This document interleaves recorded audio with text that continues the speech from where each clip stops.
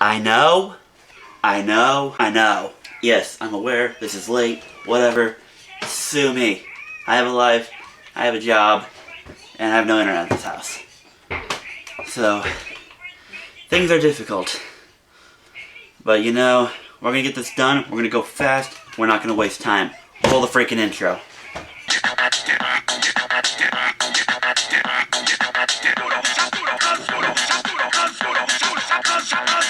Hello everyone, welcome to week 3 of the 2018 NFL predictions. I'm your host TBCC. And again, we're gonna keep going quick. We're not gonna waste any time. Here are last week's scores, because I can't remember them off the top of my head. That's what editing's for. So go me.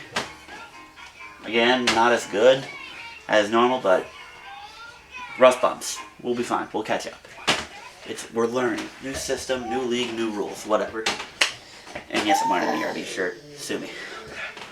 Let's get into the game. So, first game we're going to look at. Sunday morning game. We got the San Francisco 49ers traveling to KC. The Chiefs are currently 7-point favorites at home. KC's on a roll. Offensively wise, Pat Mahomes looks like the real deal, tossing a grand total of 10 passing TDs in his first 2 starts, setting an NFL record for opening the season. But as someone did point out to me the other day, that he had like 2 passes in the Chargers game where they were just like, eh. So it's like, do you really count those as touchdowns? Whatever. A touchdown's a touchdown. It boosts the stats. It forced me to grab him in fantasy, so congratulations. Anywho, so Casey's on a roll 2-0. Beat Chargers in LA, and then they beat Pittsburgh in Heinz Field. So now they get their first home game with Jimmy G and the 49ers. Jimmy G had his bounce back against his week 1, but I guess no one can have it easy against the Minnesota Vikings. Unless you're Aaron Rodgers on one leg, I guess. So for whatever reason, that's that. But anyway, Jimmy G going in. Jimmy G's 2 games have both been by 1 scores. Same with KC, though KC actually that Chargers game was a 2-score game. But for the most part, these are 2 competent enough offenses going against 2 mildly difficult defense, mildly less than difficult defense. I don't want to say both defenses suck, but they're not that good. So the idea that this could be a shootout is highly probable, and Pat Mahomes will come down a little bit as people get more game film on him. So essentially, with a -7 favorite at home, that's a bit too high for me in this game. So you can take the Chiefs straight up because I think they will win this game. We're going to take the San Francisco +7. Second game we're going to look at. Colts are traveling to Philadelphia. Philadelphia is also 7-point favorites at home. Carson Wentz has returned, ladies and gentlemen. But he's also coming off an ACL injury. And those are just no walk-ons. I mean, Adrian Peterson can do it, sure. But not everyone else can. Now, do I expect Carson Wentz to be fully functional and ready to go and have a hell of a season? Sure, no problem. But it's not going to all happen in week 1. Andrew Luck, on the other hand, is looking good coming back from his shoulder injury. And the Colts actually have somewhat of a defense. Like, they shut down the conservative Washington Redskins to only 3 field goals. 4, but dude missed, so. Speaking of which, kickers love to miss field goals. Interesting, ain't it? But yeah, anyway, another point. Frank Reich, head coach of the Colts, is now going back to Philadelphia, where he won the Super Bowl with them. And again, I played this. I think Carson Wentz will do fine, but he's not going to be fully ready, because he's now going to be in real game time situation. And the Colts defense actually looked pretty good, and Philadelphia's looked a little shaky. I think the Eagles do get away with this win. But again, that -7 is just a bit too high for me personally. So you're going to take the Colts +7. And then the final game we're going to look at, I can't believe this is actually a game I have to recognize, is when Pittsburgh heads to Tampa Bay. We're recording to this thing, they're even right now, but I'm sure I'll find something to pop up here in a moment.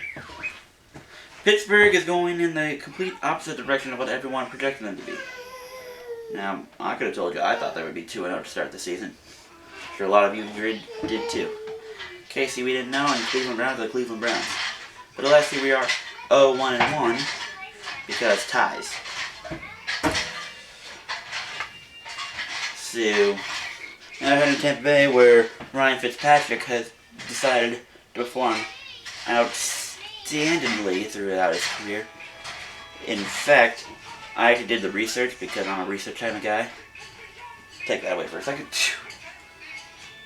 And right here I'm going to present to you Ryan Fitzpatrick's 3 best games and his 3 worst games throughout his career, to show you how much of a hot and cold quarterback this dude can be. Now, given some of these games, is it based on systems? Is it based on players he's working with? Probably. That probably has a lot to do with it. But, as you can clearly tell, he is having career-defining moments with the Tampa Bay Buccaneers this year in response of Jameis Winston's suspension.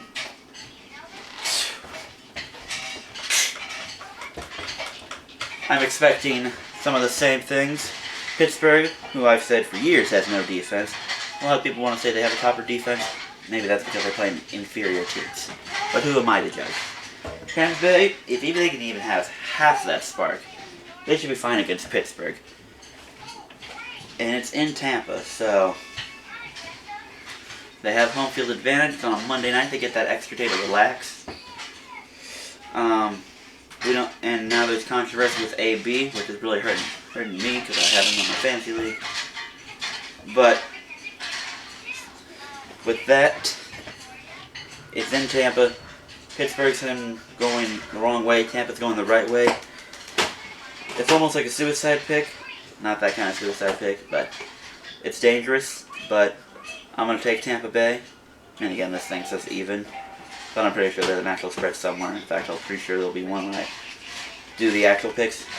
But at the moment, we're going to take the Tampa Bay Bucks. Alrighty. I'm going to stand this side this time. And we'll have the picks drawn up from right here. And I'll break down the quick ones. Atlanta, taking them as a home team, because home teams do win most divisional games. Which I was right on last week with the Carolina game in Atlanta. Take the -6, you're all welcome, by the way. Take the -3, or whatever that is now. Dolphins Raiders, that game annoys me. But I'll take the Dolphins since they seem to be doing better than Oakland right now. This thing currently has Vikings as 17-point favorites. That is a huge number, and it scares me. But knowing these two teams right now, I'm pretty sure it's going to happen. So, take it at a risk, but I won't gamble on it personally. As for the Broncos-Ravens game, I do like the Ravens to win it, but knowing how incompetent of a team they are at times. Same with Denver. Denver's been having their weird whatever's going on with them. Because, I guess they're 2-0, but they could have easily lost both of those games. Should have lost last week. Oakland's just also incompetent, so I'll take the +5, but I do like the Ravens to win it. Battle of LA, the Rams will destroy the Chargers. Taking Chicago with that -7, and they're going to be my survival pick for this week. It scares me, because Arizona, I still, because Arizona's one of those teams I really like. So, they scare me, and I think they could potentially have a good game, or they just might pull Bradford and put Rosen in, and then Rosen can lead some comeback, or I don't know what's going to happen. The Bears' offense does scare me a little bit, because it's not as good, but that defense is legit, and adding Khalil Mack just solidified it. And the Seahawks-Cowboys game, that's a toss-up on me. I'm going with Seattle just because they're the home team, and because I know they won't go 0-3. Or maybe they will and I'll be wrong. Whatever. That done? Yeah. Fantasy-wise, I won both games. Feeling pretty good. Yeah, that's kind of how things are going right now. So, again, it's only 2 weeks. So, not a whole lot can be told. Once we start getting to like 6, 7, 8, 9, those weeks we'll see more detail on how everything's shaping out, who are the dominant teams and the lesser known teams. I'm feeling pretty confident in both teams. But again, with the LOA league, it makes me wonder because I do have AB, and he's kind of in this state where I don't know if he's going to get as much because Juju keeps getting more targets. And then the other league, it's all about finding players, because I got Derrick Henry and he's not been producing like as usual. So for this week coming up here, I'm subbing in James White as my number 2 guy. So I'm hoping that maybe, especially since it's a PPR league, in the stats league, it's a PPR league, so that way I'm hoping he'll at least get me 10 catches or something and produce. Because that dude, Tom Brady loves to throw past him, I swear. So I'll at least get all those PPR points. But anywho, there's that. There's that. There's that.